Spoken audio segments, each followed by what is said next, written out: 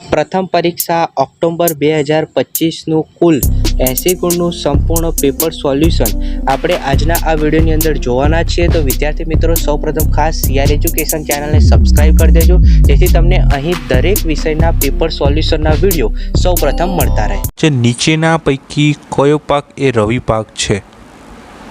બરાબર, તો રવિ પાકનું ઉદાહરણ આપવાનું છે।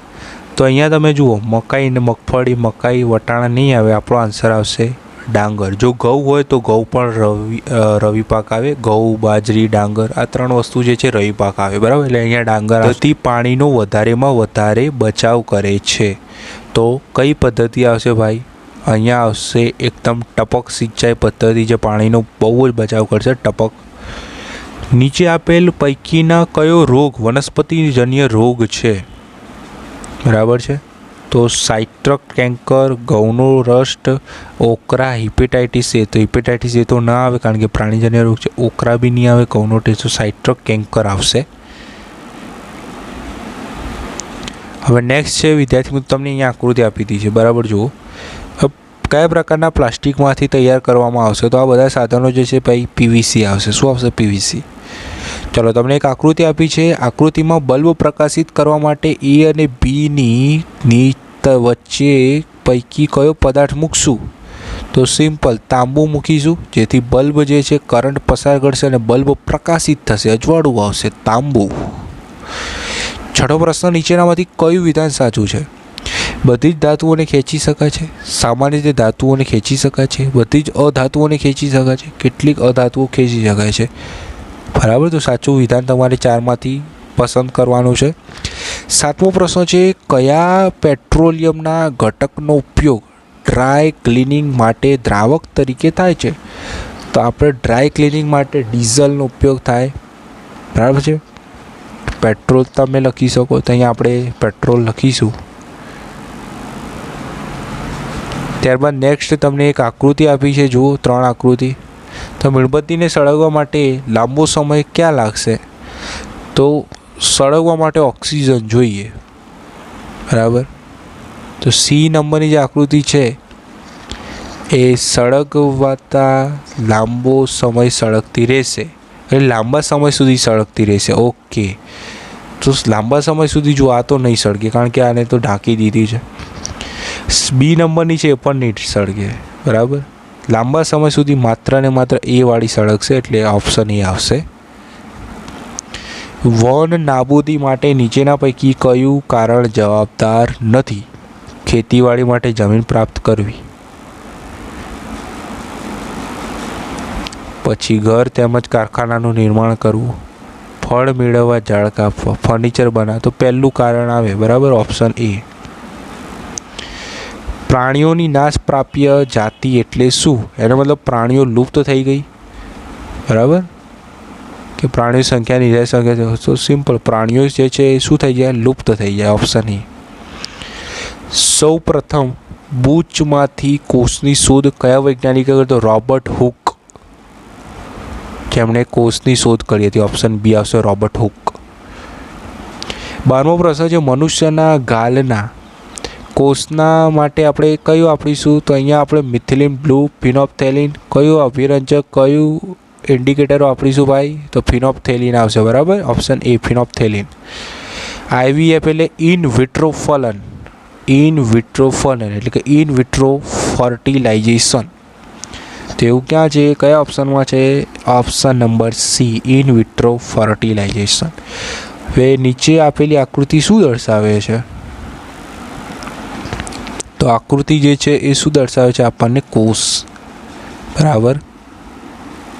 નેક્સ્ટ છે 15મો MCQ, કેટલાક વિશેષ પરિવર્તનોની સાથે ટેડપોલનું પુખ્ત અવસ્થામાં રૂપાંતર થાય?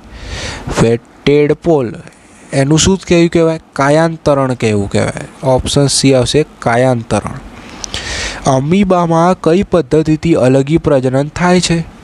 તો કઈ પદ્ધતિથી અલગી પ્રજનન થાય છે અમીબામાં? તો અમીબામાં દ્વિભાજન પદ્ધતિથી અલગીકરણ થાય છે, દ્વિભાજન। હવે નેક્સ્ટ જુઓ વિદ્યાર્થી મિત્રો, દરેક પ્રશ્નો જે છે 1-1 માર્ક્સના છે। પ્રજનનની આવશ્યકતા શું છે? હાઇડ્રામાં કલિકા સર્જન શા માટે અલિંગી પ્રજનન ગણવામાં આવે છે? બરાબર છે. તો દરેકના એક એક વાક્યમાં પ્રશ્નોના જવાબ લખવાના છે. પહેલાં પ્રશ્નો નોટબુકમાં લખી દો, પછી સોલ્યુશન આપણે જોઈ લઈએ. તો હવે જુઓ, નેક્સ્ટ 7માંથી 5 પ્રશ્નો લખવાના છે. એટલે મતલબ એક પ્રશ્નના તમને અહીંયા 2 ગુણ મળશે. બરાબર, એટલે ટોટલ તમને અહીંયા ઇઝીલી 10 માર્ક્સ કવર થઈ જશે તમારા. તો 7 પ્રશ્નો ખાસ ધ્યાન રાખજો. બરાબર, વિડીયો સ્ટોપ કરીને એવું હોય તો પહેલાં લખી દો આ પ્રશ્નો. બરાબર, સાથે સાથ, જેથી તમે તૈયારી ઇઝીલી કરી શકો. ચલો, હવે નેક્સ્ટ હું તમને સમજાવવા માગું છું, એ ખૂબ જ ઉપયોગી છે. અહીંયા 3 ગુણના 4 પ્રશ્નો, 5માંથી તમારે ગમે તે 4 પ્રશ્નો લખવાના છે. તો જ્યારે શરદી થઈ હોય ત્યારે મોં પર રૂમાલ બાંધી રાખવો શા માટે હિતાવહ છે? તો સિમ્પલ છે કે ભાઈ શરદીના લીધે આપણો શરદી જે છે એક પ્રકારનું વાયરસ છે અને એ બાજુવાળા વાયરસમાં ઝડપથી જશે એ માટે. બરાબર, તો એ સૈદ્ધાંતિક રીતે કેવી રીતે લખવું, તો એના સોલ્યુશનની પીડીએફની લિંક જે છે હું નીચે ડિસ્ક્રિપ્શનમાં આપું છું, જોઈ લેજો. પછી લાકડો કોલસાવાળો એક પ્રશ્ન છે, જનીન એટલે શું તે સમજાવવાનું છે. અંડપિંડ અને શુક્રપિંડના કાર્યો, રંગસૂત્રનું સ્થાન જણાવો તેના કાર્યો. ત્યારબાદ આકૃતિ દોરી નામ નિર્દેશન કરવાનું છે. 3 માર્ક્સની આકૃતિ ખાલી નામ નિર્દેશનવાળી દોરવાની છે, બીજું કંઈ કરવાનું નથી. લાક્ષણિક વનસ્પતિ કોષની આકૃતિ. બરાબર, ચલો હવે વર્ગીકરણ કરવાનું છે. વાયરસથી થતા રોગ, બેક્ટેરિયાથી થતા રોગ. ચલો, પહેલું ઓકરા. ઓકરા જે છે એ વાયરસથી ના થાય. બરાબર, ટાઇફોઇડ વાયરસથી થાય. પછી સાઇટ્રસ, કેન્કર, ઓરી, કોલેરા. બરાબર, ચલો નેક્સ્ટ જોડકા જોડવાના છે, ખાસ ધ્યાન રાખજો. લાકડાના માવામાંથી બને છે. તો લાકડાના માવામાંથી શું બનશે? તો ટેફલોન, રેયોન. તો શું બનશે? રેયોન. નોન સ્ટિક વાસણો બનાવવા માટે, અહીંયા આપણે ટેફલોન લખીશું. પછી ઇસ્ત્રી કરવાની જરૂર પડતી નથી, તો પોલિએસ્ટર. પર્વતારોહણ માટેના દોરડા બનાવવા માટે આપણે નાયલોનનો ઉપયોગ કરીશું. બરાબર, એટલે અહીંયા ખાલી જે મેં જોડ્યું અ, બ, ક, ઈ, આ દાખલા તરીકે ચોથામાં આપણે જોયું ઈ, બસ એવું અહીંયા લખવાનું છે, બીજું કંઈ કરવાનું નથી. રોકડા 4 માર્ક્સ તમને ઇઝીલી મળી જશે. હવે વિદ્યાર્થી મિત્રો 4 માર્ક્સના 2 પ્રશ્નો, 3માંથી કોઈ પણ 2 પ્રશ્નો લખવાના છે. પેટ્રોલિયમનું શુદ્ધિકરણ છે. બરાબર છે, વન નાબૂદી. હવે નેક્સ્ટ માગ્યા મુજબ પ્રશ્નોના જવાબ આપો. તો 4 પ્રશ્નો જોઈ લો, ખૂબ ઉપયોગી છે, ખાસ તૈયાર કરી દેજો. એલપીજીનું દહન અને લાકડાના દહન વચ્ચેનો તફાવત છે.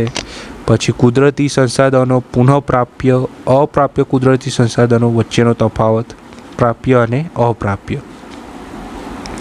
હવે છેલ્લો પ્રશ્ન છે 5મા નંબરનો, એ 5 માર્ક્સનો પ્રશ્ન છે. જુઓ, 2 પ્રયોગ આપ્યા છે, 2માંથી કોઈ પણ એક પ્રયોગનું વર્ણન આકૃતિ સહિત કરવાનું છે.